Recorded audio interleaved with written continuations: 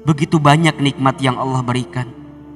Maka oleh karena itu, tidak henti-hentinya kita mengajak Bapak, Ibu, Ayahanda, Bunda, jamaah untuk senantiasa bersyukur kepada Allah Subhanahu wa Ta'ala. Mudah-mudahan ketika kita pandai bersyukur dengan nikmat Allah, Allah tambahkan nikmat itu. Sebagaimana janji Allah dalam surat Ibrahim ayat ke-7.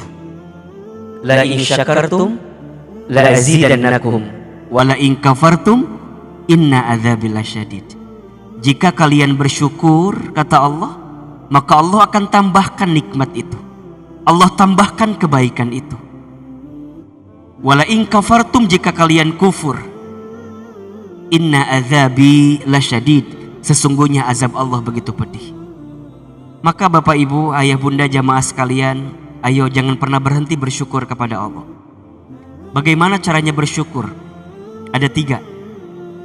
Yang pertama, asyukru bil qalbi, syukur dengan hati. Bagaimana caranya syukur dengan hati? Yakini, pahami bahwa apa yang kita dapatkan saat ini semuanya datang dari Allah Subhanahu wa Ta'ala.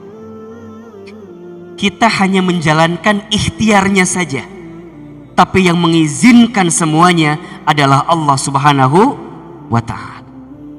Maka kalau kita memahami semua yang datang itu dari Allah, kita tidak akan mudah gelisah dan kecewa. Karena kita paham semua yang Allah datangkan dalam hidup kita itu pasti yang terbaik. Betul apa enggak?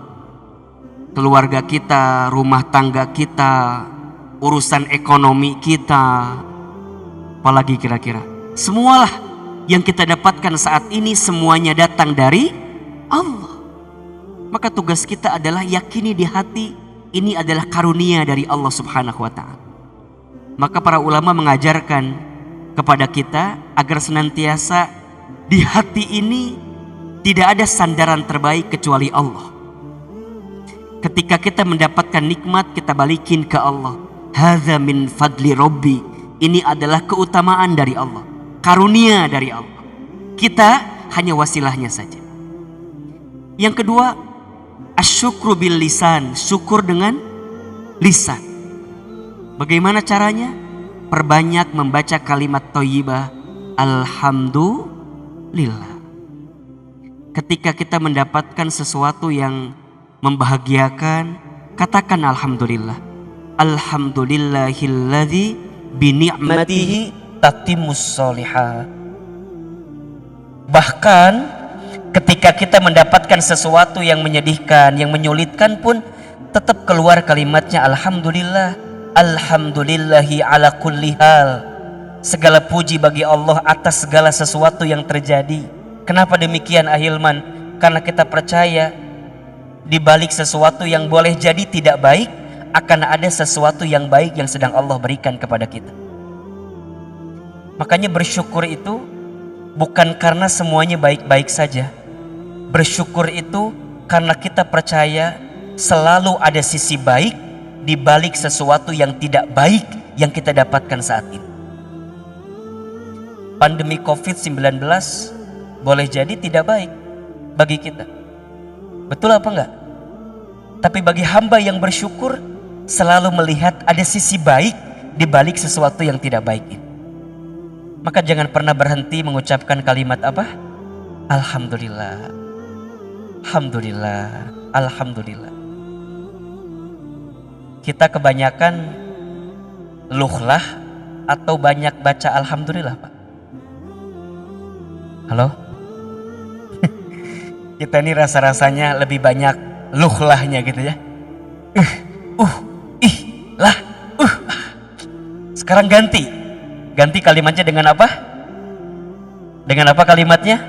Alhamdulillah. Ibu di rumah lihat suami, katakan kalimat apa? Alhamdulillah. Walaupun suami ibu sekarang pekerjaannya diberhentikan, kalimatnya apa? Alhamdulillah. Tapi dibisikin di telinganya, alhamdulillah, mikir Pak gitu. Alhamdulillah, usaha kita, bisnis kita boleh jadi mungkin omsetnya menurun, tetap katakan apa? Alhamdulillah. Pak, Bapak punya istri di rumah, gimana pun keadaannya, secerewet apapun,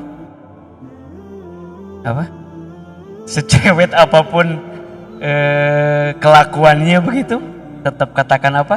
Alhamdulillah. Insya Allah Pak, insya Allah Bu, orang yang senantiasa mendawamkan kalimat hamdalah dalam hari-harinya, Allah akan bahagiakan hidupnya. Allah bahagiakan hidupnya. Kenapa? Karena dia sudah merasa cukup dengan apa yang Allah hadirkan dalam hidupnya.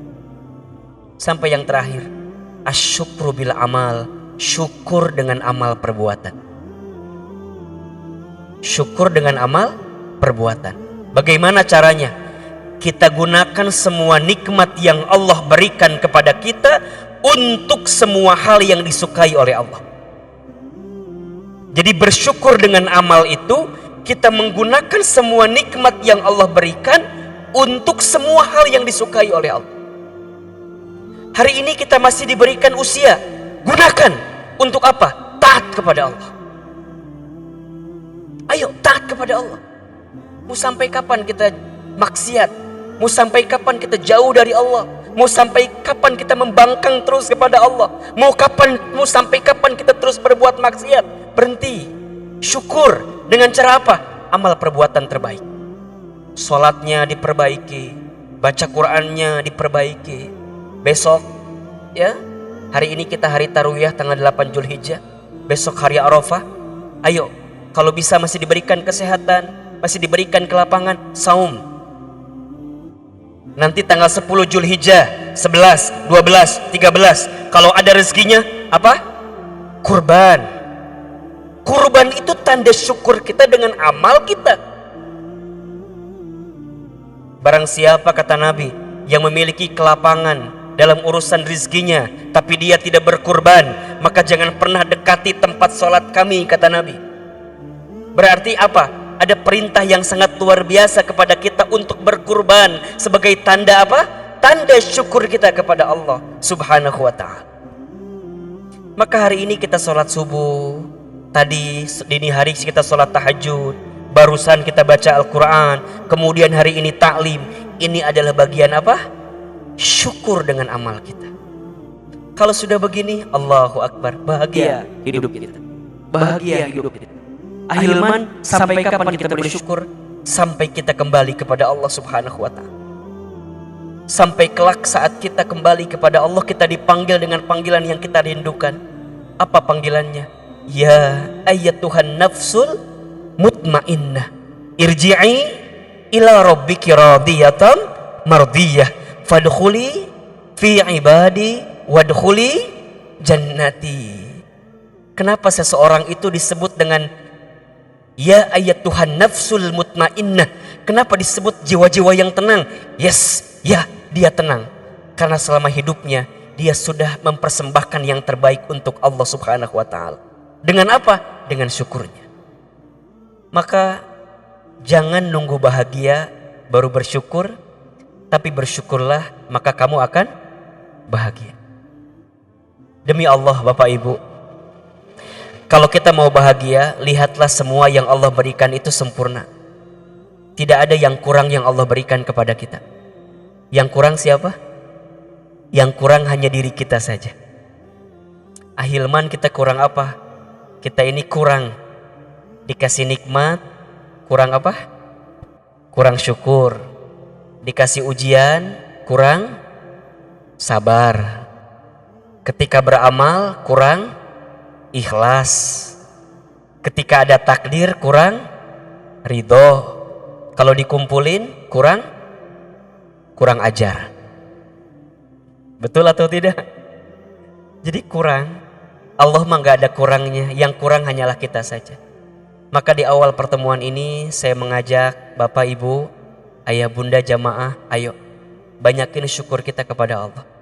Banyakin syukur kita kepada Allah.